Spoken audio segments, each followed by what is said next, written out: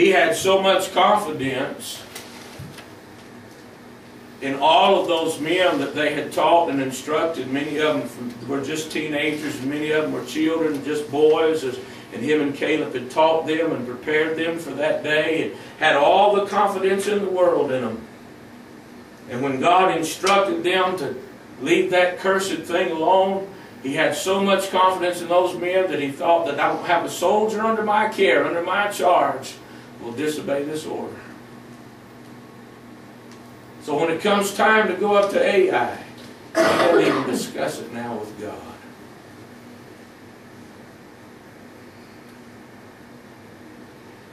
Confidence in a man, confidence in a unit, confidence in soldiers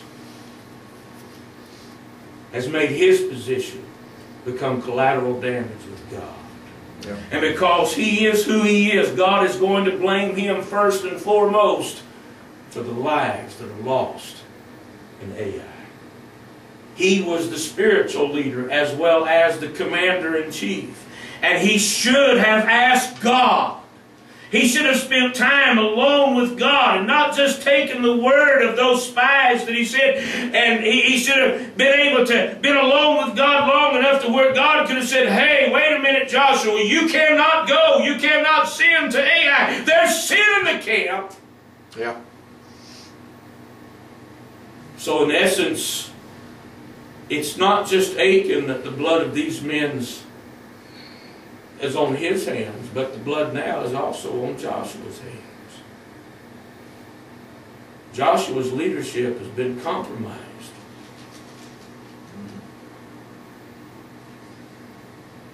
But when you see verse 30 or verse 5, and it says that 36 men died. Wow. That's all a lot of people think when they read the Bible. 36 men died. Well, what about their families? Yeah.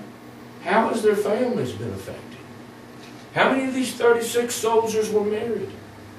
How many of them now, because of Achan's sin and because of Joshua not spending time alone with God and having confidence in the flesh instead of turning to the Lord and all that's taken place here, how many of these men were married and now they've left a widow? Their widows have become collateral damage too. I wonder how many of these 36 men had children. You know what their children have become?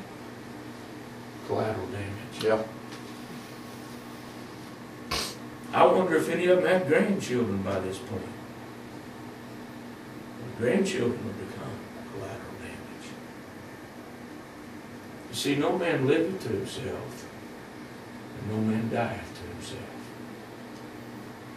All of our actions and all of our inactions, it always affects what happens to others. I wonder how many sons, when the report comes back now, just teenage sons,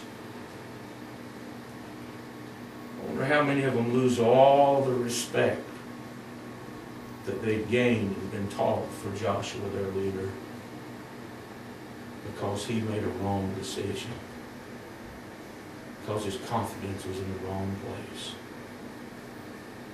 I wonder how that affected them for the years to come in their life.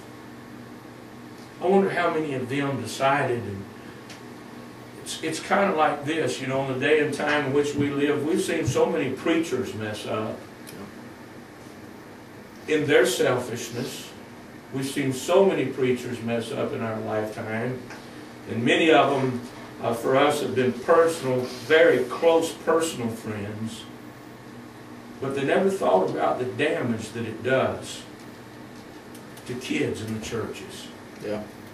Young men in the churches and young ladies in the churches.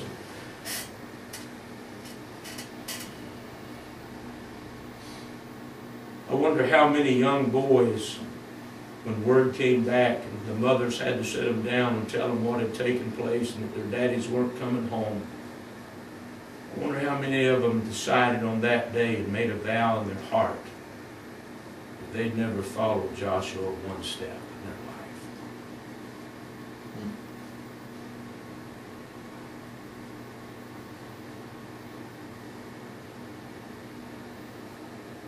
I wonder how many of these wives ever had the opportunity to remarry. I wonder how many of them were just like Bathsheba. And a lot of sleepless nights thinking about how it should have been and not how it was. But notice what else happens in verse 5. It says, "And the men of Ai smote of them about 36 men, for they chased them from before the gate even unto Shebarim, and smote them in the going down. Wherefore the hearts of the people melted and became as water." I tell you, I guess the way that you and I would understand it is, it let all the air out of their sails. Yeah. Here's a nation that's gone through all that they went through for 400 years in bondage in Egypt, gone through all that they've gone through in those 40 years in the wilderness. And do you realize, friend, I mean, just stop and go back and think about in the wilderness, all the thousands that died and had to die in the wilderness. Do you realize that this is a people that's very well acquainted with the graveyard? There were days in that wilderness wandering when it wasn't just one person that was being taken to the graveyard, and it wasn't just 5 people that were dying, but they were dropping dead all over the place. Moms and dads and grandmas and grandpas because of their disobedience. And now they finally got the victory. It's not them that are dying, and they stepped that first step into the land of promise, and they've gained that first victory. Yep. Now all of a sudden they've become collateral damage. And for the one step they've took forward, they've taken 5 back.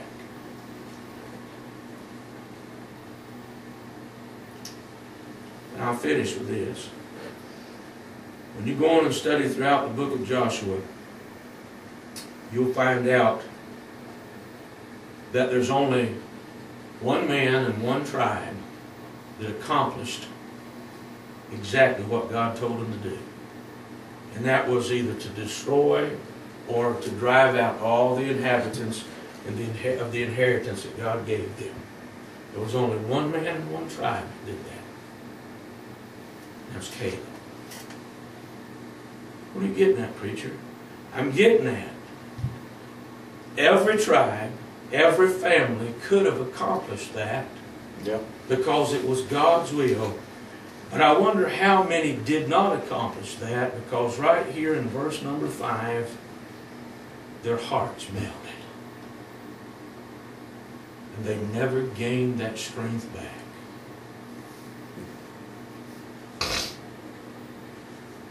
And it cost them. And it didn't just cost them, it cost their families, it cost multitudes. So what you do and what you don't do, it is very important. And it does affect a lot more lives than what you and I will ever know in this lifetime. If we'd all be honest this morning, I believe we'd say this: we're all guilty enough of creating collateral damage over the years of our life. And there needs to come a time and there needs to come a point in our life when we decide that we won't change that. We don't want to create collateral damage. We don't want to affect lives in the wrong way. But we want lives to be changed in the right way, because we make the right choices and the right decisions, and we do the right things.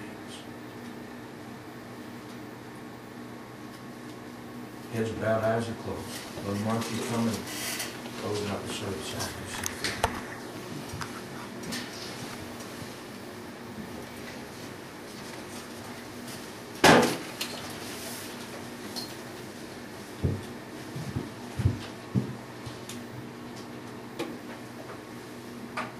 Maybe open your eyes just a moment. Well, that message really hit home to me when I was younger.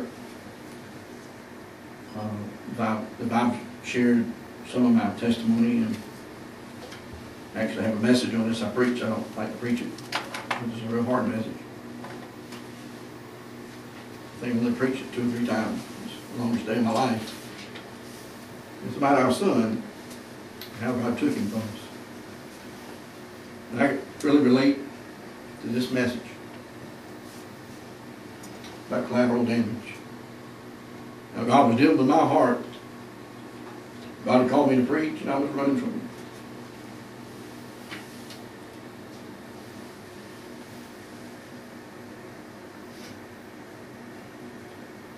I said, no, I'm going to do it my way. I'm not going to do it God's way. I said, you don't affect nobody. I'm going to do it my way. I'm not going to do it God's way. I'm not going to preach. I'm just going to serve in the church, just do some stuff just to get by. God wasn't happy with that.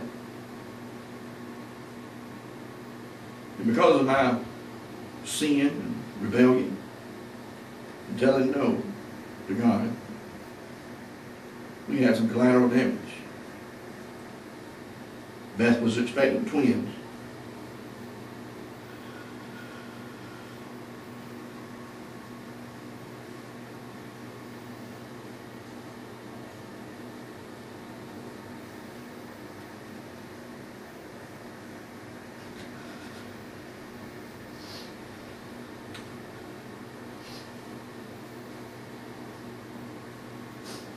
She almost became collateral damage in the sense of her life being taken. Maria's life almost died. She almost became collateral damage. Our son did live for 18 months. 21 major surgeries, all kind of problems. I continued to tell God no.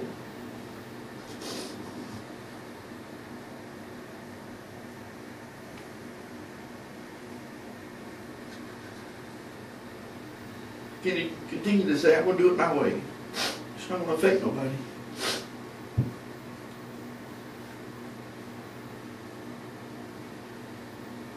God finally took my son because I told him no. Because of me.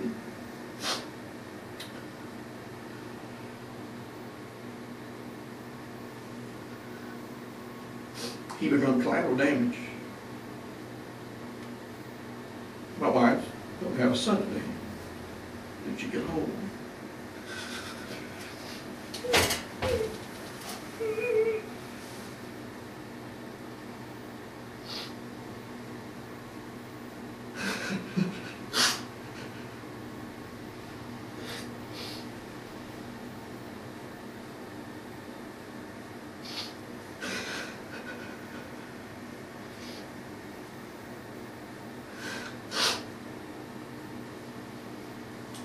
I have 3 daughters, I don't have a brother. That they could think, that they could tell me because of me.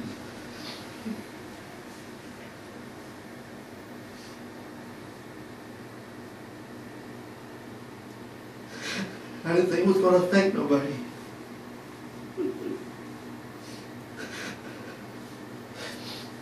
I didn't think it would bother nobody. How do you think nobody would even know about it?